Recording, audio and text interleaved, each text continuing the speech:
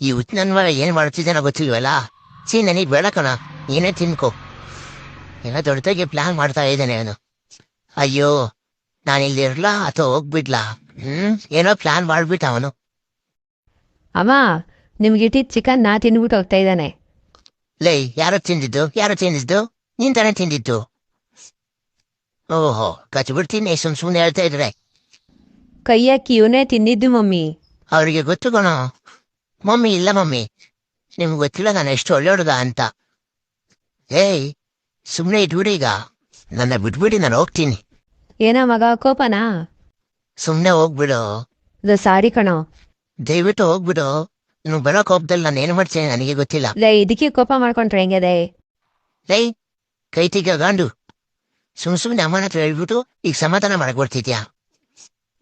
ಸೆಲೆಟಾಗಿ ಹೋಗ್ಬಿಡು, ಅವ್ರಿಗೆ ಕಚ್ಕಿಸ್ ಬಿಡ್ತೀನಿ. ಸರಿ, ಓಕೆ ಕಣೋ, ನಾನು ಹೆಂಗ್ ದುಡ್ಡು ಕೊಡ್ತೀನಿ ಆಯ್ತಾ? ನೀನೇ ಹೇಳಿದ್ರು ಆಗಲ್ಲ ಕಣ. ಲೇ, ಇಷ್ಟೇ ದುಡ್ಡಿಗೆ ಎಲ್ಲ ಒಪ್ಕೊಬಿಡ್ತೀನಿ ನಾನು. ಆಗಲ್ಲ ಕಣ, ಇನ್ನೇ ಸ್ವಲ್ಪ ಕೊಡು. ಇಲ್ಲ, ಸಾಕಾಗಲ್ಲ, ಇನ್ನೂ ಬೇಕು. ಸಾಕಾಗಲ್ಲ ಕಣ, ಇನ್ನೂ ಬೇಕು.